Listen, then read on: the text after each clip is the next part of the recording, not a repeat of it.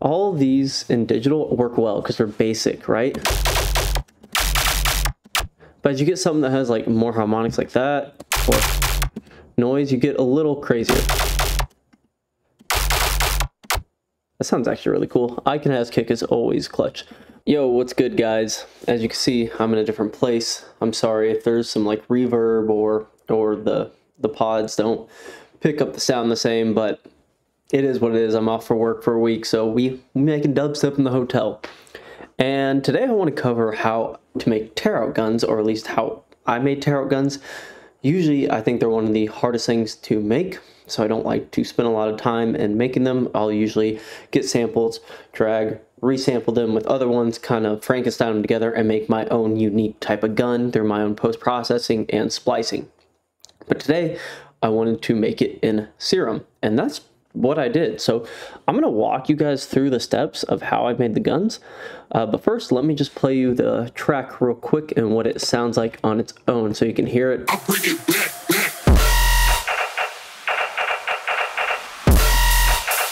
I'll bring it back.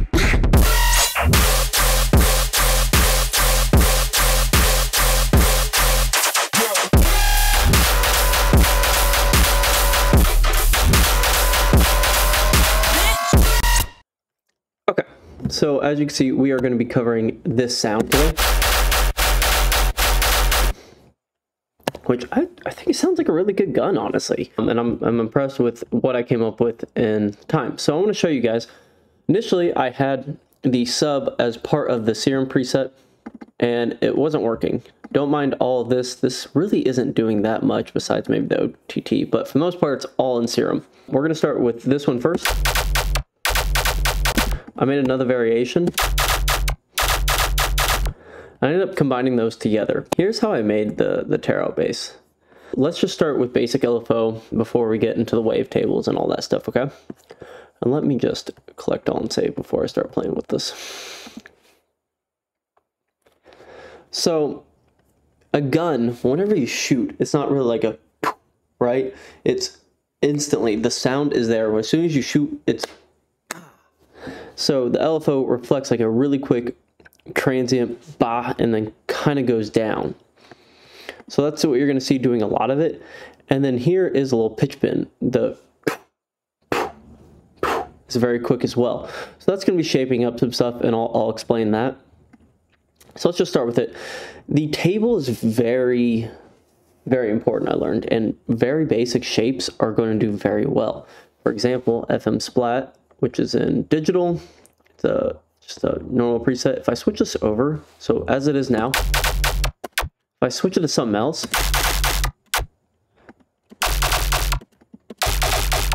all of these in digital work well because they're basic, right?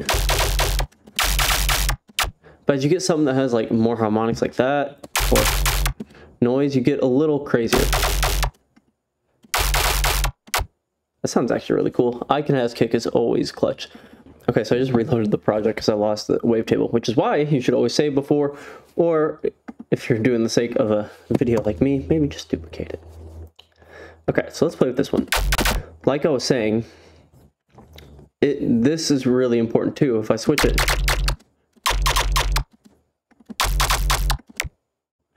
like you need something that's going to work. If I go in the digital once again, kind of what we were doing with the Freak, right?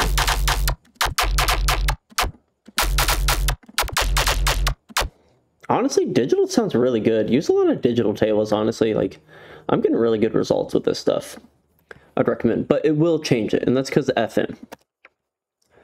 So let's actually dive into the patch here. What's important is I am bringing it up one octave. Usually I bring it down, but the reason why is because I'm FMing a lower one. So this is almost 2 octaves lower. As you can see, as I get up.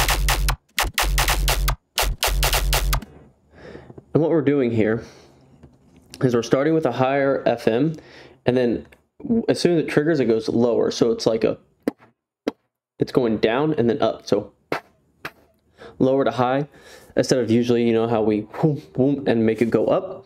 We're actually reversing it because it gets a really good sound. -12 versus like... Well, it sounds good with all these, but I promise it usually does not. So you just kind of set these to whatever you want. Like I said, alpha 1 here. Wavetable is important because it adds movement. You don't need volume on the second one. FM from B starting higher and going down. Now I'm just using mic bleed as my noise, so just sub and noise. Change it. Just whatever sounds good. I was just playing around. That's what sounded good. I have my sub going lower. And we have a high notch. It's just adding like the resonance on the low end without it. So it's adding kind of the concussive side of the gun. That's really important. Other than that, nothing else on the first page here. Let's go to distortion. Without distortion, very clean, but I kind of wanted that ring from the sub. Flanger, just adding a little bit, really nothing. Compression doing a lot, and you see I boosted the lows and the mids a little bit, so without it. Bring out that sub. This really short tonal delay does quite a bit actually, so we're at 30 right now. Without it, add stereo, and as we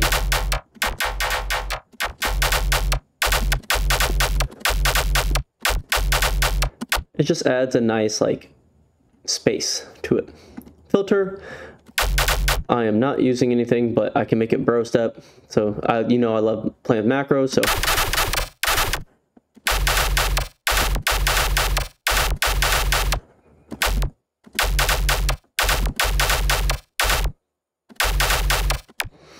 sound really cool. And reverb doing nothing, so you can just turn that off actually. Next you can see the 2 is for the filter. Whenever I bring up the bro step, it's just kind of doing that, but it's also doing one more important thing, and that is playing with the master tune. This is where you're going to get a lot of your tone. If I'm at 3, first 1, 5, I mean shoot.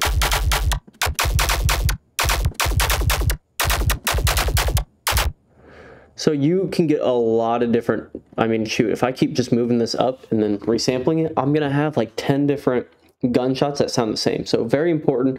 I use a ramp at 16th and I'm using this at 8th just because my style is very quick with this. And it sounds really good. So that is the, I would say, the main part. Without all the post-processing, which is just going to thicken it up. This is without anything. With it.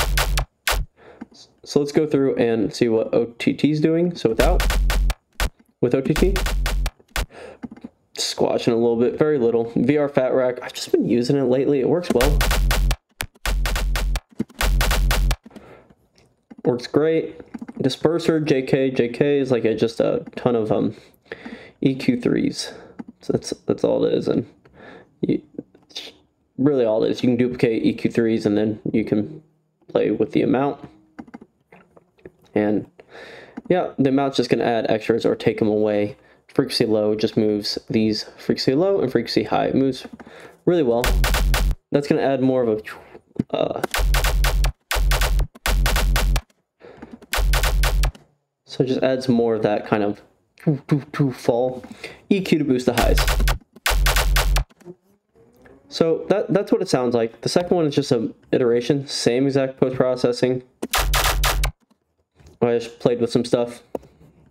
But let's get into the sub. And the sub is important here. And the reason why I don't use a sub within the patch is because I need it to bend, and I could not for the life of me do that with just the Serum sub up here. So the sub is just down one, your traditional sub. I added a few harmonics, I think. Nope, just a sine. Just a sine. Same kind of thing, but add a little attack, because when you shoot a gun, like, it's more of just a hair of like mid highs, and then your low end comes in. So that's what that's doing. Adding in hum because I'm wanting more high end as well. And then we have the pitch bend, which is very, very important. So without the pitch bend, or I guess let me just play the sub by itself real quick for you so you can hear it. With all the post-processing, sounds like this. Without post-processing. Now without the pitch bend here, it's very static first. It sounds like it adds movement. It's very important. I mean, I just have this at something. What do I have this at? L-Flow 2, 6. And I'm just adding distortion, compressor with a lot of upward lower, and then this gets rid of all the high end. And that's my sub. So once again, OTT, same exact as the other, fat rec, same as the other. I turned off disperser because it was adding a weird, you can kind of hear that. I didn't want that. And I just cut out the low mids and brought up the little high end in it. Without this, you can hear that low mid. What I do after that is I'm just printing them. So this is them printed.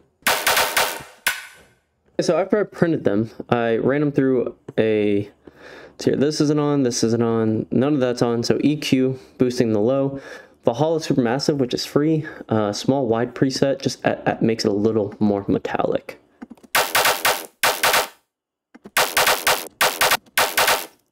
Just a little wider. Then we have our dry signal here, our tonal, which this is just high reverb stock, and then all I did was turn it to 100% hybrid, and then turn down the size to choice, and then a small room preset.